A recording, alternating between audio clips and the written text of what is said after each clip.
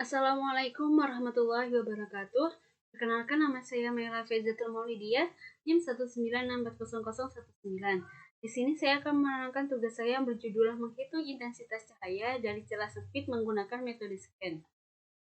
Nah, di sini ada daftar isi yang berisikan latar belakang, batasan masalah, rumusan masalah, intensitas cahaya difraksi, dan seterusnya. Langsung saja kita ke pendahuluan. Bab 1 ada pendahuluan. Latar belakangnya yaitu difraksi merupakan suatu peristiwa penyebaran cahaya melalui celah sempit.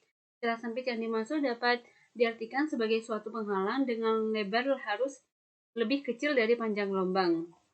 Pola difraksi dapat terbentuk dengan penghalang celah tunggal, dua celah, dan banyak celah. Ada beberapa aplikasi difraksi celah dalam dunia ilmu sains seperti karakterisasi struktur kristal padatan, penentuan koefisien pemuaian panjang logam, pengukuran indeks bias.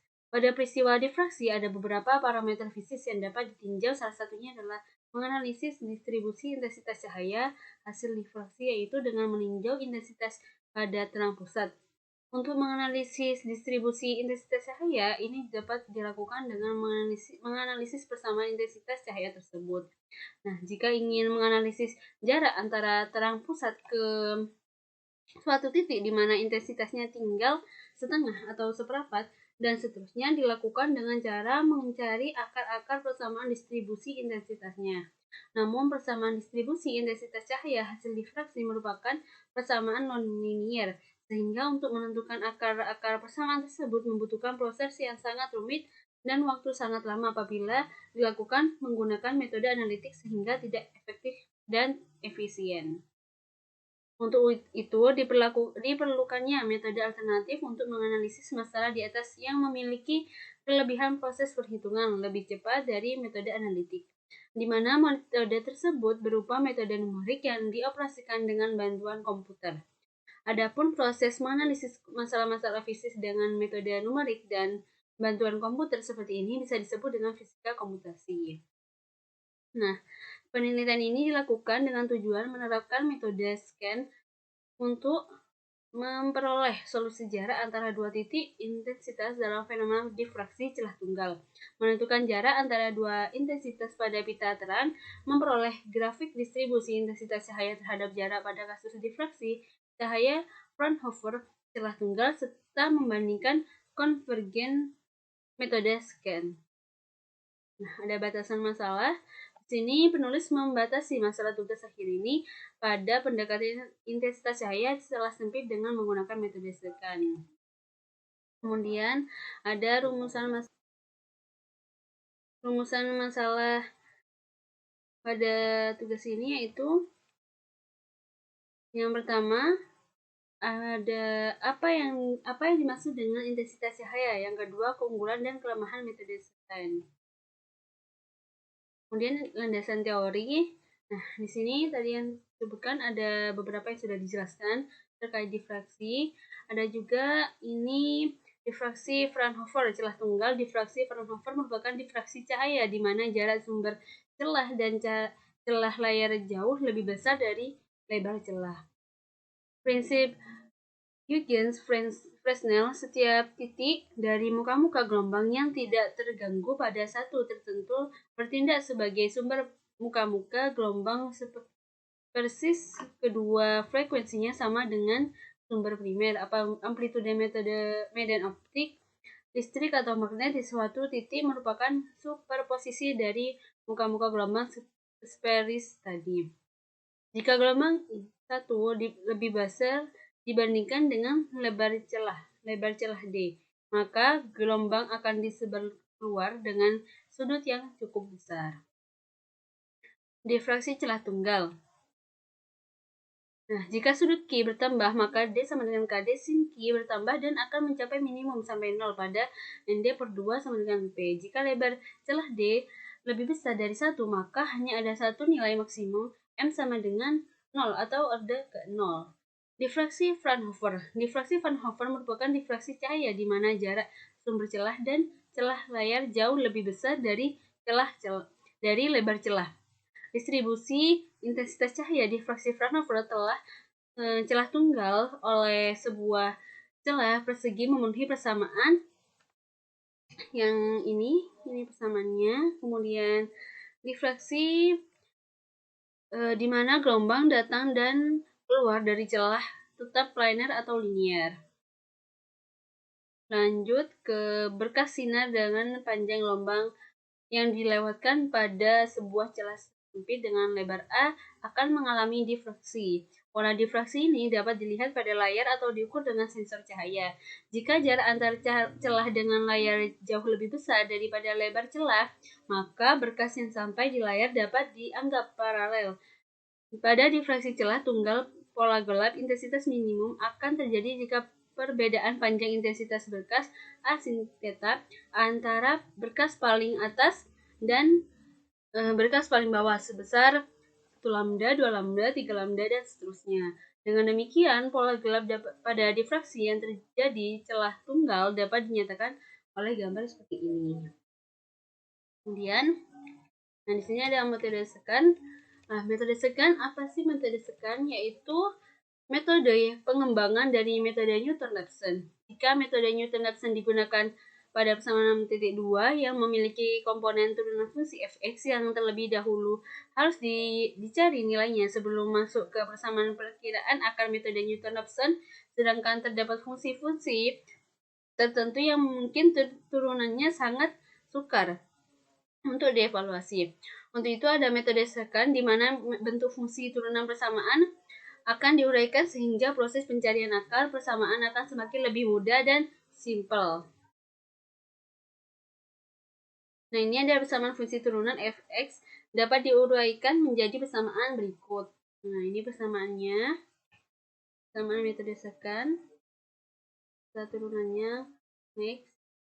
Langsung penjelasan turunannya. Sebagaimana metode Newton-Raphson, metode sekan adalah metode terbuka sehingga hanya membutuhkan satu nilai tebakan awal untuk mendapatkan nilai akar persamaan. Selain itu, metode sekan tidak selalu menghasilkan nilai yang konvergen dalam proses kerjanya. Namun, jika terjadi konvergensi dalam proses kerjanya, maka akan didapatkan hasil yang lebih efektif dan efisien jika dibandingkan dengan metode dissection. Sedangkan metode sekan, jika dibandingkan dengan metode Newton-Raphson, akan lebih lambat prosesnya. Selain itu, pada metode sekan juga menggunakan dua tebakan. Cuma tebakan yang digunakan tidak selalu satu di kiri dan satu di kanan. Sehingga metode sekan tidak digolongkan sebagai metode tertutup, yaitu sebagai metode terbuka.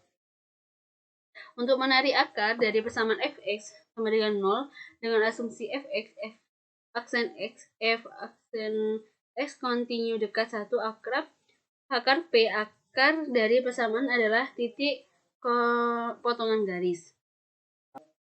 Dan ini ada berikut ada langkah-langkah algoritma perhitungan nilai akar dengan metode sekan.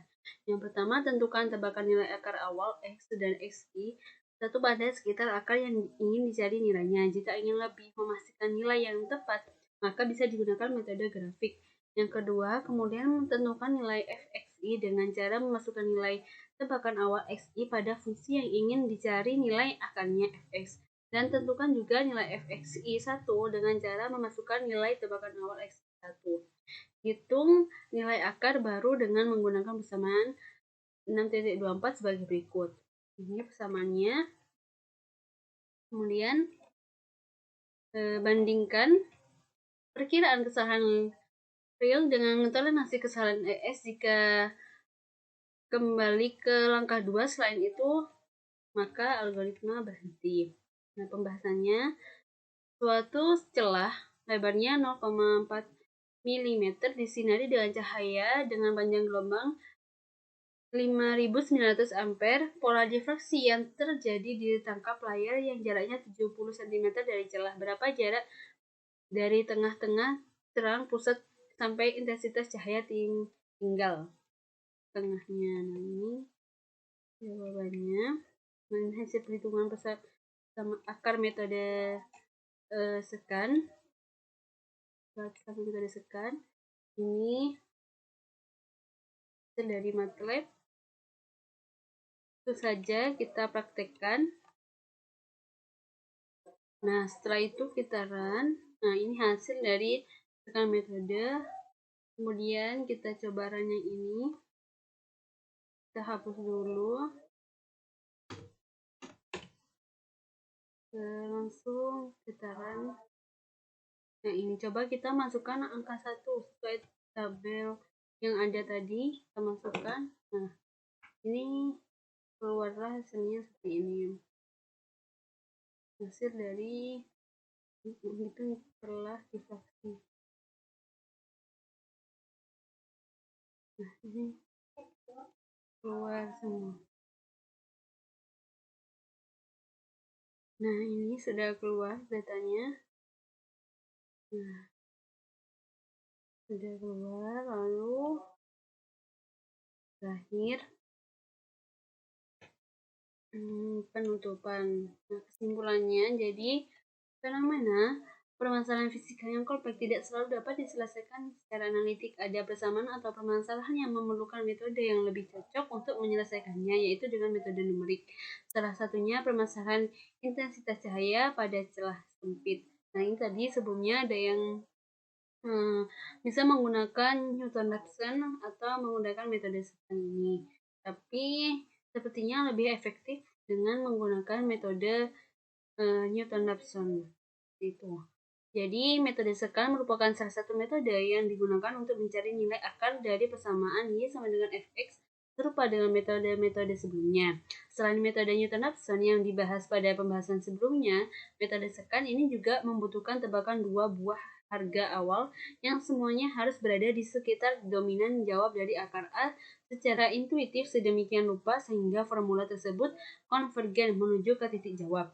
Kelebihan metode sekan ini adalah nilai interval awal yang dimasukkan selalu dapat diproses atau tidak diperlukan pengecekan nilai interval dari awal operasi. Sarannya, dari pembuatan tugas akhir ini, penulis dapat memberikan saran bahwa setiap masalah pasti ada solusinya. Dan alangkah lebih baiknya memahami materi dengan baik agar mendapatkan hasil yang maksimal dan lancar dalam menjalankan tugas. Sekian dari saya, mohon maaf apabila ada kesalahan. Wassalamualaikum warahmatullahi wabarakatuh.